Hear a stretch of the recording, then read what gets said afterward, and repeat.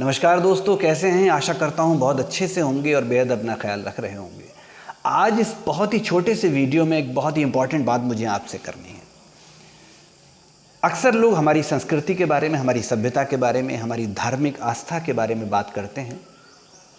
आज इस वीडियो में मैं आपसे बात करना चाहूँगा एक ऐसे टॉपिक पर, एक ऐसे इम्पॉर्टेंट मैटर पर जो इस दुनिया के लिए बहुत ज़रूरी है और आज इसकी ज़रूरत कहीं और ज़्यादा महसूस हो रही है। जीवन के लिए जो सबसे प्रमुख स्रोत हैं, चाहे वो वायु हो, एयर हो या वाटर हो, पानी हो, इसके लिए बहुत ज़रूरी है पेड़ पौधे।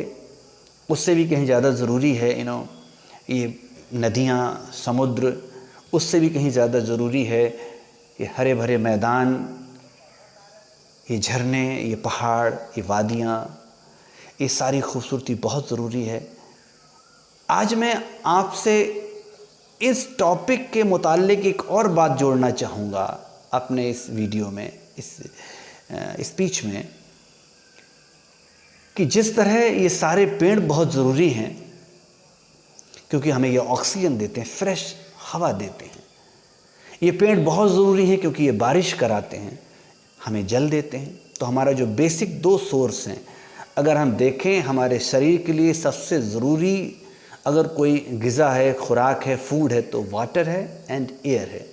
मैंने कहीं पढ़ा है आदमी बिना खाना खाए लगभग 40 या 60 दिन ज़िंदा रह सकता है, लेकिन बिना पानी के शायद वो 2 दिन भी ना टिक पाए, और बिना वायु के तो शायद वो मिनटों में ही निपट जाएगा। आजकल हम देख ही रहे हैं ऑक्सीजन कमी। इसीलिए मुझे लगा इस वीडियो में आज आपसे बात करनी चाहिए इस टॉपिक पर।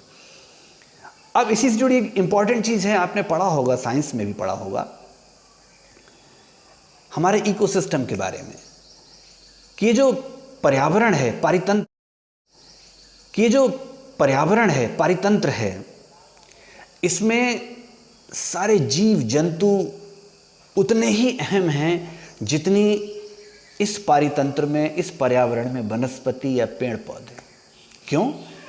एक तो इस पर्यावरण को जिंदा रखने के लिए, इस प्रकृति का लगातार सुरक्षा करने के लिए ये पक्षी, ये जीव ज़रूरी हैं।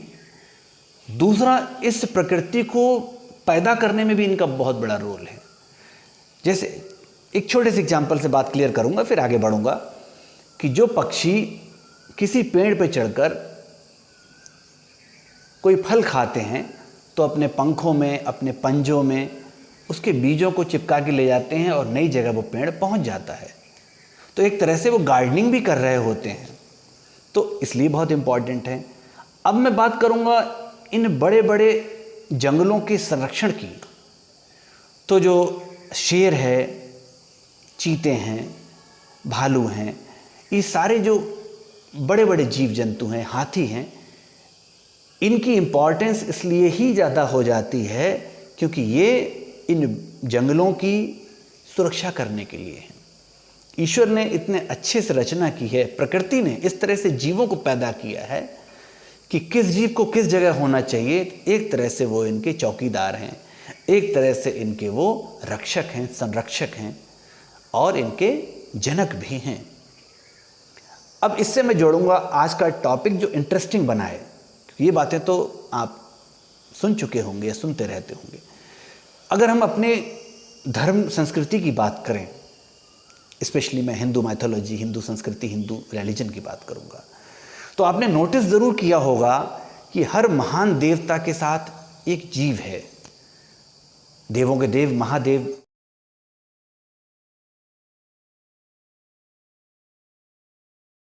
भगवान शिव तो एक भंडार हैं, चलते फिरते एक तरह का एक जू लेके चलते हैं। वो गले में सांप लटका हुआ है, नीचे नंदी है, और कानों में वो आपने देखा होगा बिच्छू लटके हुए हैं।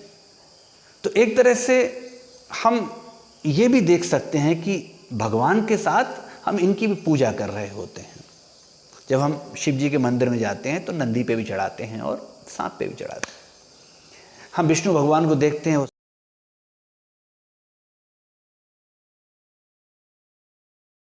वो साक्षात शेषनाग पे लेटे हुए हैं। हम माँ दुर्गा को देखते हैं,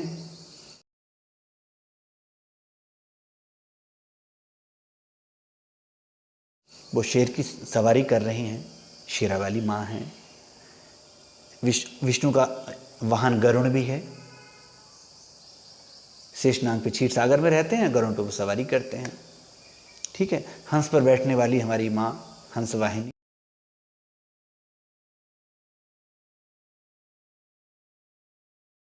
माँ शारदे हैं, ज्ञान की देवी, संगीत की देवी, कला की देवी। फिर आपने भगवान गणेश जी, विनायक, सिद्धि विनायक, वो चूहे पे सवारी कर रहे हैं।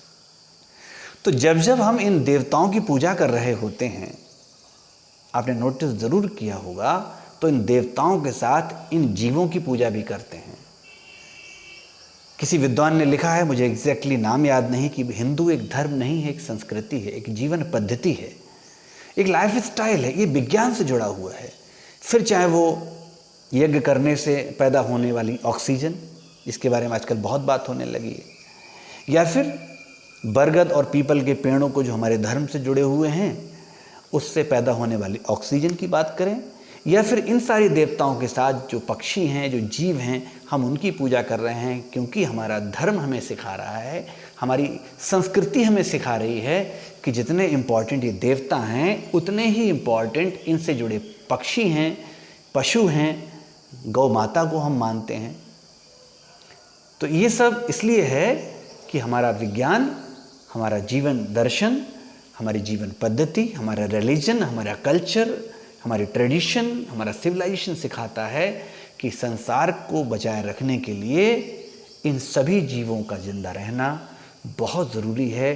अगर ये इम्बैलेंसमेंट होगा, ये असंतुलन होगा, तो दोस्तों इसका सबसे बड़ा प्रभाव हम सब पर पड़ेगा। आशा करता हूँ मेरी बात आप तक पहुँची होगी।